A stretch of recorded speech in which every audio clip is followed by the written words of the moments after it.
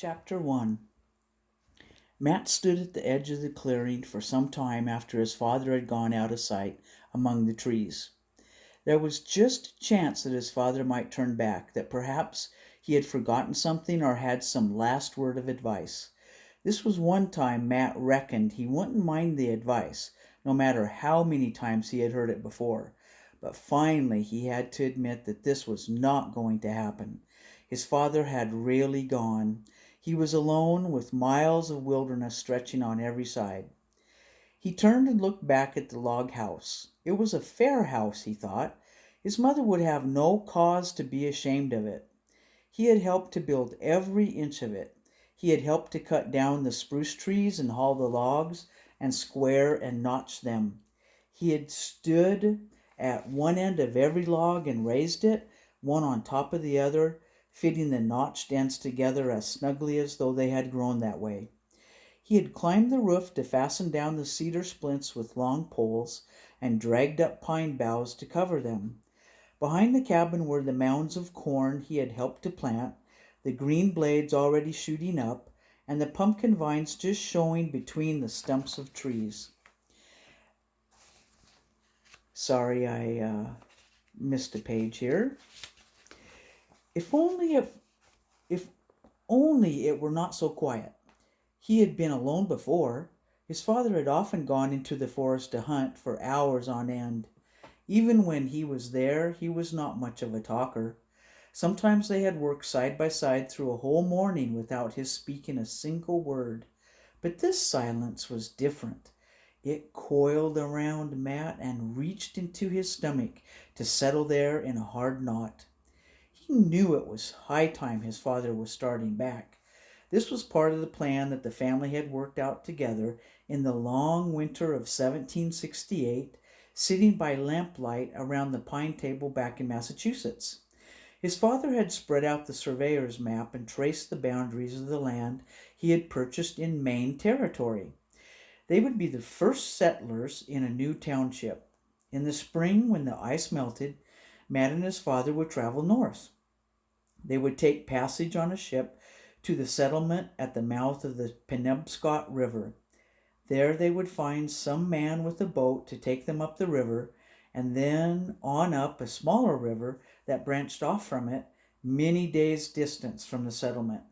Finally, they would strike out on foot into the forest and claim their own plot of land. They would clear a patch of ground, build a cabin, and plant some corn. In the summer, his father would go back to Massachusetts to fetch his mother and sister and the new baby, who would be born while they were gone. Matt would stay behind and guard the cabin and the corn patch.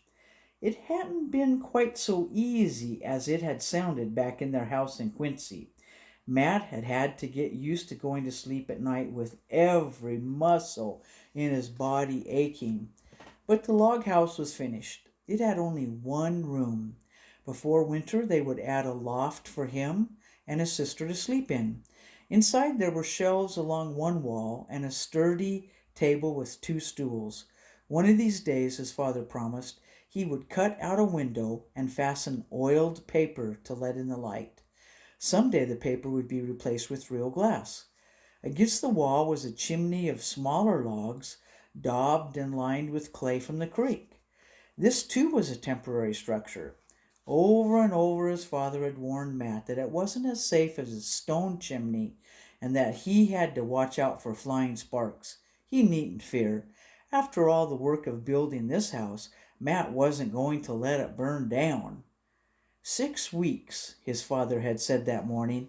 Maybe 7. Hard to reckon exactly. With your ma and sister, we'll have slow going, especially with the new little one. You may lose track of the weeks, he had added. Easy thing to do when you're alone. Might be well to make notches on a stick. 7 notches to a stick. When you get to the 7th stick, you can start looking for us. A silly thing to do, Matt thought, as though he couldn't count the weeks for himself. But he wouldn't argue about it, not on the last morning. Then his father reached up to a chink in the log wall and took down the battered tin box that held his watch and his compass and a few silver coins. He took out the big silver watch. Every time you cut a notch, he said, remember to wind this up at the same time. Matt took the watch in his hand as gently as if it were a bird's egg. You aim to leave it, Pa? He asked. It belonged to your grandpa.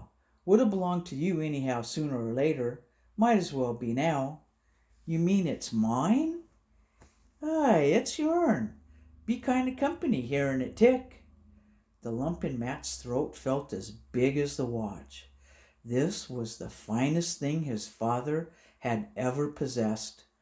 I'll take care of it, he managed finally. Hey, I knew you would. Mind you don't wind it up too tight, though. Then, just before he left, his father had given him a second gift. Thinking of it, Matt walked back into the cabin and looked up at his father's rifle, hanging on two pegs over the door. I'll take your old blunderbuss with me, his father had said. This one aims truer. But mind you, don't go banging away at everything that moves. Wait till you're dead sure. There's plenty of powder if you don't waste it. It was the first sign he had given that he felt uneasy about leaving Matt here alone. Matt wished now that he could have said something to reassure his father, instead of standing there tongue-tied. But if he had the chance again, he knew he couldn't do it any better. They just weren't a family to put things into words. He reached up and took down the rifle. It was lighter than his old matchlock, the one his father had carried away with him in exchange. This was a fine piece, the walnut stock as smooth and shining as his mother's silk dress. It was a little bit long, but it had a good balance.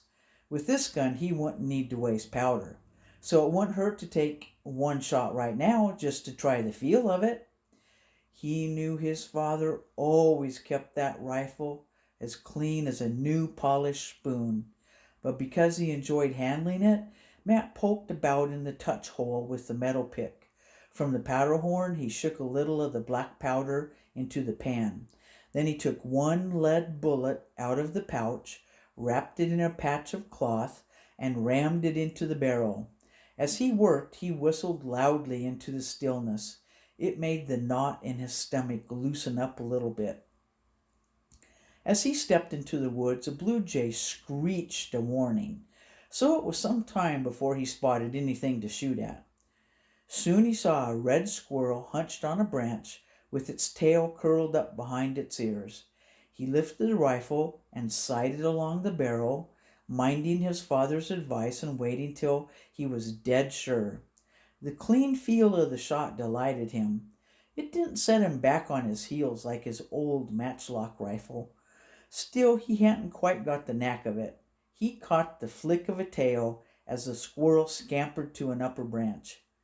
I could do better with my own gun, he thought.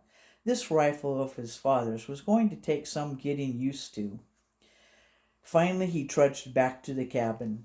For his noon meal, he sat munching a bit of the Johnny cake his father had baked that morning. Already he was beginning to realize that time was going to move slowly. A whole afternoon to go before he could cut that first notch. 7 sticks. That would be August. 7 weeks. He would have a birthday before August. He supposed his father had forgotten that, with so many things on his mind. By the time his family got here, he would be 13 years old. Okay, I'm just going to scan. Chapter 2 is really short, so I'm going to go ahead and read it as well. Chapter 2. By the next morning, the tight place in his stomach was gone. By the morning after that, Matt decided that it was mighty pleasant living alone. He enjoyed waking to a day stretched before him to fill as he pleased. He could set himself the necessary chores without having to listen to any advice about how they should be done. How could he have thought that the time would move slowly? As the days passed and he cut one notch after another on his stick, Matt discovered that there was never enough time for all that must be done between sunrise and sunset. Although the cabin was finished, his father had left him the endless task of chinking the spaces Between the logs was clay from the creek bank. At the edge of the clearing there were trees to fell to let in more sun on the growing corn, and underbrush that kept creeping closer over the cleared ground. All this provided plenty of wood to be chopped and stacked in the woodpile against the cabin wall. To cook a meal for himself once or twice a day, he had to keep the fire going. Twice in the first few days he woke up and found that the ashes were cold. Back home in Quincy, if his mother's fire burned out, she had sent him or his sister Sarah with their shovel to borrow a live piece of coal from a neighbor. There was no neighbor here. He had to gather twigs and make a wad of shredded cedar bark, then strike his flint and blow on the tiny spark until it burst into flame. A man could get mighty hungry before he had coaxed that spark into a cooking fire. The corn patch needed constant tending. In these hot, bright days, every drop of water that those green shoots demanded had to be lugged from the creek, a kettleful at a time, and there was no way to water the corn without encouraging the weeds as well. As fast as he pulled them, new ones sprang up. The crows drove him distracted, forever flapping about. A dozen times a day he would dash at them fiercely, shouting and waving his arms. They would just fly lazily off and wait on a nearby treetop till his back was turned. He dared not waste his precious gunpowder on them. At night, wild creatures nibbled the tops of the green shoots. Once he sat up all night with his rifle across his knees, batting at the mosquitoes. When morning came, he stumbled into the cabin and slept away half the day. That was the second time he let the fire go out. He seemed to be hungrier than ever before in his entire life. The barrel of flour was going down almost as fast as when two were dipping into it. He depended on his gun to keep his stomach filled. He was still proud of that gun, but no longer in awe of it.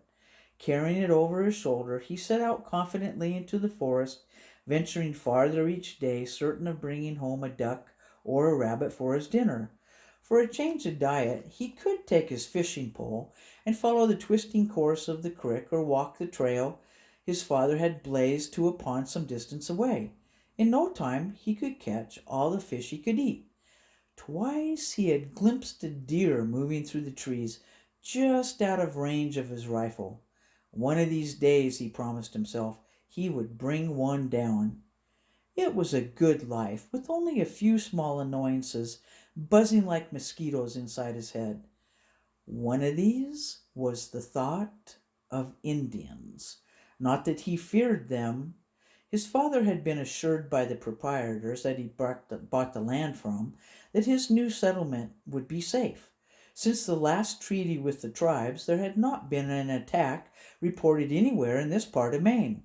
Still, one could not entirely forget all those horrible tales, and he just didn't like the feeling he had sometimes that somebody was watching him. He couldn't prove it. He could never see anything more than a quick shadow that might be a moving branch, but he couldn't shake off the feeling that someone was there. One of those pieces of advice his father had been so fond of giving him had been about Indians. "They won't bother you," he said. "Most of them have left to go to Canada. The ones who stayed don't want to make any trouble. But Indians take great stock in politeness. Should you meet one, speak to him just the same as you speak to the minister back home." Matt had seen his father follow his own advice. Once, when they had tramped a long, long way from the cabin, they had seen in the distance a solitary, dark-skinned figure.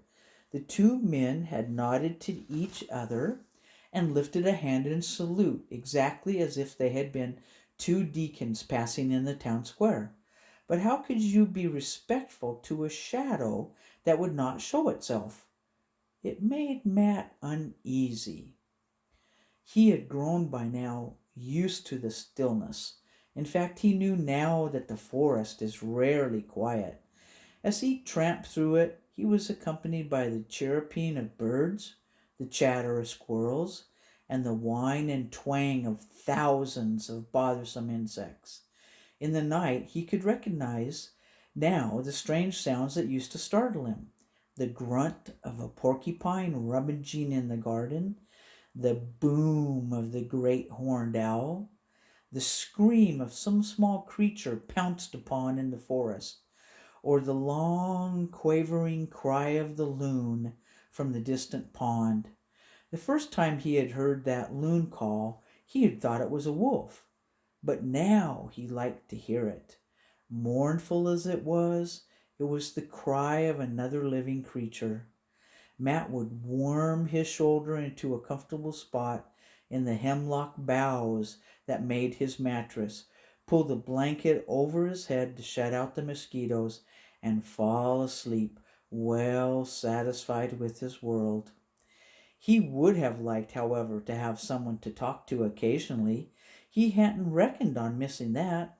For much of the day he was content to be alone, tramping through the woods or sitting on the bank of the creek, dangling his fishing line. He was like his father in that. But there were times when he had a thought he'd like to share with someone, with anybody, even his sister, Sarah, though he'd never paid much attention to her at home. So he was not so quick-witted as he should have been when unexpectedly someone arrived. Next time, Chapter 3, and who is the visitor?